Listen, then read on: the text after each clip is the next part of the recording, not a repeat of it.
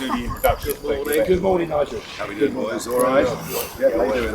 All right. I'm here in Clacton where Nigel Farage is running to be the MP. Is he going to make it into Parliament at his 8th attempt?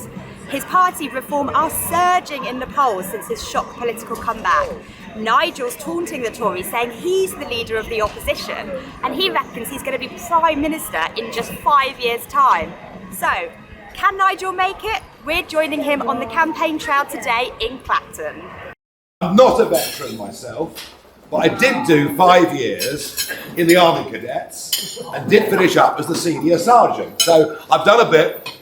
My father, after national service, joined the County of London Yeomanry Territorial Army in 1956, and he retired as president of the regiment last year, aged 87.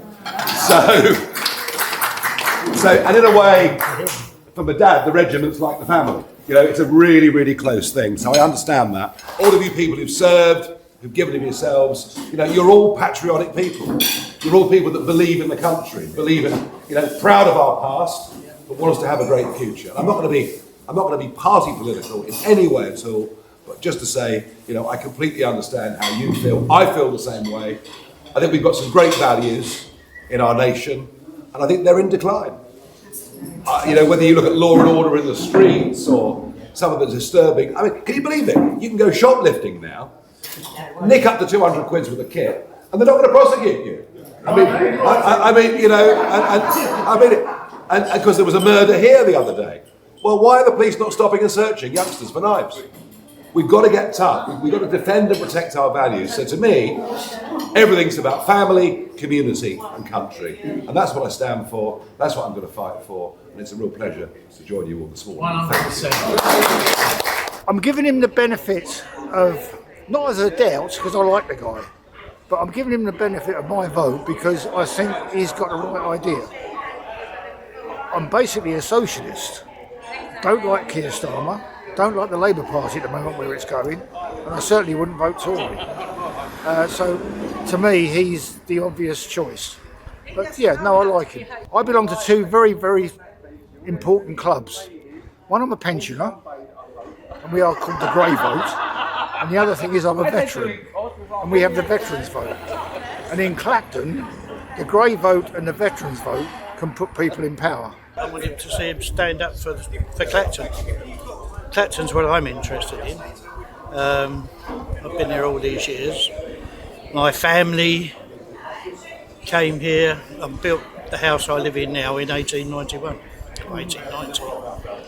And I still live there today. Do you want to see Nigel move here? It would be lovely to see him move here. It'd be nice to have a politician or an MP to represent Clacton and live in Clacton. We haven't had one yet that has. Did you get elected Clacton MP? 8th time, a big moment. That's not really very fair. You know, I mean, let's face it, you know, when I stood for UKIP in the 90s, we were a fringe organisation, we were a campaign group who used elections. So I've stood for Parliament seriously once, which was in 2015, down in Thanet, and the Conservatives cheated so badly that one of their agents got a 9-month prison sentence. So I think just setting the record straight on that, yes, I did lose, but they cheated. Mm-hmm.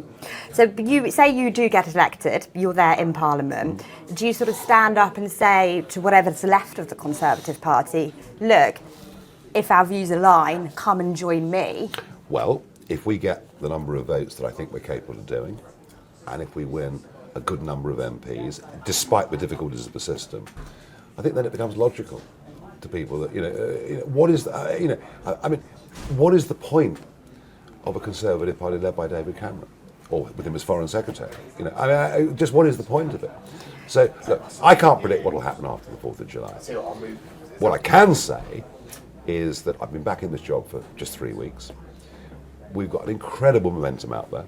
We are being talked about by everybody. We're neck and neck. If you take the polls overall, we're neck and neck with the Conservatives. We're going to go ahead.